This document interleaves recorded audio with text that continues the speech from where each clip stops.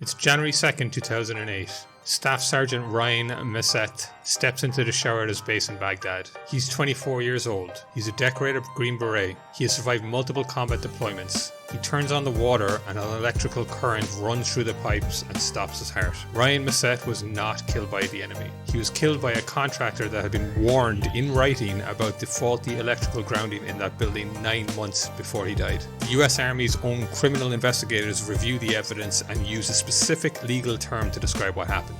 Negligent homicide caused by the contractor responsible for maintaining that building. That contractor was KBR, a subsidiary of Halliburton, the company whose former CEO was at that moment serving as Vice President of the United States.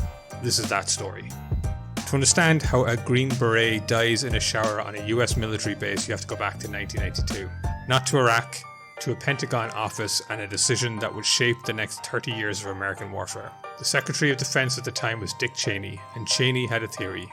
The theory was that US military was doing too much work it didn't need to. Cooking food, doing laundry, building bases, running fuel lines. His department commissioned a study to answer a simple question. Could the military outsource its entire support operation to a single private company? The company hired to write that study was a firm called Brown & Root. Brown & Root concluded yes. Privatize everything. One company, one contract. The military signs off, the contractor does the work, the government pays the bill. Brown & Root then won the contract to implement the plan it had just written. That contract was called LOGCAP, which stood for Logistics Civil Augmentation Program. The name doesn't matter. What matters is what it meant. One company responsible for feeding, housing, fueling, and maintaining every US military base in a conflict zone. Meals, mail, drinking water, electrical systems, everything. Brown & Root was eventually acquired by Halliburton, rebranded as Kellogg Brown & Root, and became known simply as KBR. And in 2001, KBR won the latest version of LOGCAP, which they called LOGCAP 3. There's one more thing you need to understand about this contract, and it's the most important thing. It was a cost-plus contract, which means the government agrees to reimburse the contractor for every dollar it spends and then pay a profit fee on top of that. Think about what that structure does to any incentive to keep costs down. It eliminates them completely. On a cost-plus contract, the more you spend, the more you earn. Waste is not a problem. Waste is the model. In February 2003, 6 weeks before the invasion of Iraq, a top-secret meeting is convened at the Pentagon. The agenda was a contract called Restore Iraqi Oil, a plan to repair Iraq's oil infrastructure once the war was over. In the room were officials from the Defense Department, officials from the Army Corps of Engineers, and representatives from Halliburton. Bunnatyne Greenhouse was also in the room. She was the Army's top civilian procurement officer, and she had spent 23 years making sure government contracts were awarded fairly. She looked around the room and immediately noticed the problem. The Halliburton representatives had no business being there. This meeting was about awarding a contract, and one of the bidders was sitting in the room. She asked quietly that they be removed, and she was ignored. 2 weeks later, on March 5, 2003, an Army Corps official sent an internal email confirming that the Restore Iraqi Oil contract was moving forward. No obstacles because, as the email put it, the matter had already been coordinated with the VP's office. The VP was Dick Cheney, Halliburton's former CEO. On March 8, 2003, 11 days before the invasion of Iraq, the Army Corps of Engineers awarded the Restore Iraqi Oil contract to KBR. No competitive bids. No other companies considered. Ceiling value, $7 billion. Bunny Greenhouse signed the document, and next to her signature she wrote a note. She objected in writing directly on the contract, arguing that they were using an emergency justification for an emergency that hadn't happened yet. Her objection was filed and ignored. Dick Cheney left Halliburton in August 2000 to run for vice president, taking a severance package worth $36 million.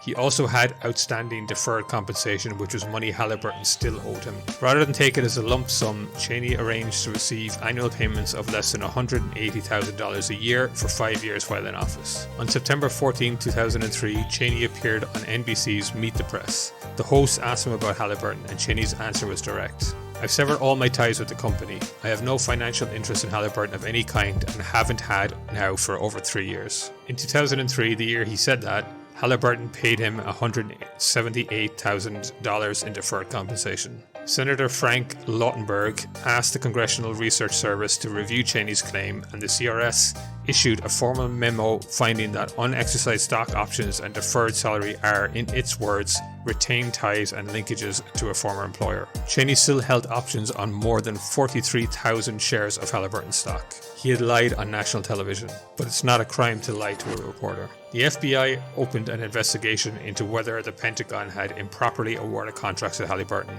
The investigation went nowhere, and the contracts kept coming. While Cheney was denying any connection to Halliburton, the Pentagon's own auditors were going through KBR's books. The Defense Contract Audit Agency, known as the DCAA, is the federal body responsible for reviewing contractor billing. They are not activists, they are not accountants, and what they found was not subtle. KBR had charged the government for fuel transported from Kuwait at 3 times what competitors were charging without bothering to negotiate the price. The DCAA flagged $275 million on that contract alone. They also found KBR had billed for meals that were never served to troops. An internal kickback scheme resulted in Halliburton firing 2 employees and paying the Pentagon back $6.3 million. KBR admitted in writing that it had not included accurate cost data in its proposals, and KBR wrote to auditors, "There are many excuses and reasons available, but in the end, KBR did not include the most current data in our proposals." When the DCAA completed its broader review of LOGCAP, the numbers were staggering. $813 million in question costs. $382 million in costs they couldn't verify at all, and that's over $1.4 billion in billing that the government's own auditors said should not have been paid. The DCAA wrote to the Army Corps of Engineers and asked them to consult with the auditors before awarding KBR any further contracts. 12 days later, the Army Corps awarded KBR a new contract worth $1.2 billion without consulting the auditors.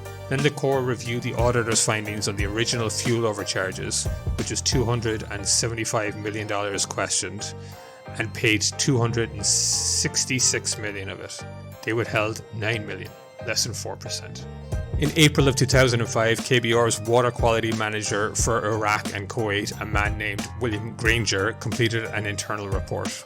It described the water situation at Camp Junction City, a US military base near Ramadi. It found that no disinfection of the water was occurring for the water being used by soldiers for showering. Granger followed up with a memo in July writing, "We exposed the base camp population, military and civilian, to a water source that was not treated. The level of contamination was roughly 2 times the normal contamination of untreated water from the Euphrates River."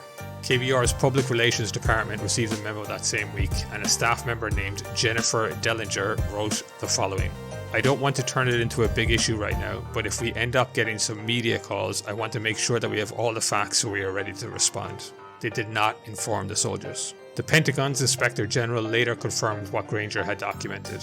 At Camp Q West alone, 5,000 US troops had been exposed to contaminated water for nearly 2 years, and sick call records show that 38 reported illnesses that medical officials said could be attributed to the water. At Camp R Ramadi, 44% of soldiers surveyed reported water that was discolored or had an unusual smell.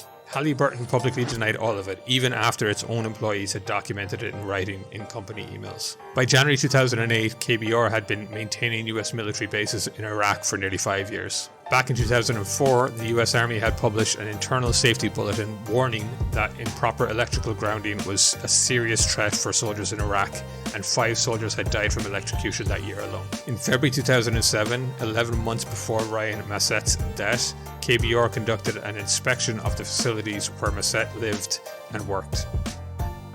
They found the electrical grounding was absent, they documented it, and they did not fix it. On January 2, 2008, Ryan Masset stepped into the shower.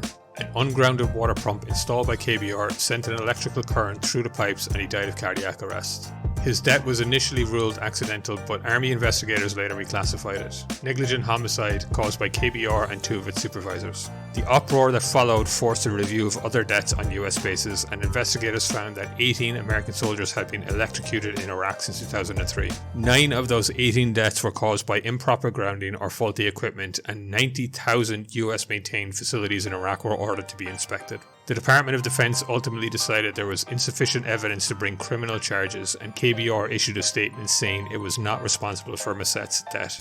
Ryan Masset's mother, Cheryl Harris, said this: "I expected that if I lost one of my sons, it would be due to an IED or a firefight." He never expected to hear that he would be electrocuted, that something so senseless happened to him. No charges were ever filed. In August of 2005, Bunny Greenhouse was demoted and her top secret clearance was revoked. The Army Corps said it was a performance issue and her attorney called it retaliation. She had testified before Congress in June of that year and described the Restore Iraqi oil contract in specific terms. The worst case of government abuse I witnessed during my professional career. She spent 6 years fighting a legal battle against the Army Corps of Engineers, and in July 2011, a federal court approved a settlement of $970,000. She was 67 years old, she retired with full benefits, and she had been right about all of it. In September 2008, KBR's chairman and CEO, Albert Stanley, pleaded guilty not for Iraq but for a separate scheme. A decade-long operation in which KBR had paid nearly $200 million in bribes to Nigerian government officials in exchange for $6 billion in construction contracts. When federal prosecutors described the culture at KBR that had allowed this to happen, they used a specific phrase. Tolerance of the offense by substantial authority personnel was pervasive throughout the organization. KBR paid $579 million in total penalties. On $31 billion in Iraq contracts, this is less than 2 cents on the dollar. Dick Cheney left the White House in January 2009. He gave interviews, he wrote a memoir, he was never investigated for his role in any of this. Here's what actually happened. A company wrote the privatization plan. They won the contract to implement it, then won every contract that followed. The terms made overbilling not just possible, but rational. The department overseeing them had leadership with ties to the same company. The auditors' findings were ignored. The investigators found nothing worth prosecuting. 18 soldiers were electrocuted on bases that company maintained. Thousands more were exposed to water that company knew was contaminated. The woman who objected in writing on the contract itself in 2003 was removed from her job 2 years later for saying so in public. The company earned $31 billion. Its CEO pleaded guilty to bribing foreign government. Its parent company's former CEO served 2 terms as vice president. And when it was all over, the lesson the US government took from the experience was this. LOGCAP 4 would have multiple contractors instead of one. Competition, they said, encourages better business practices. That was it. That was the lesson.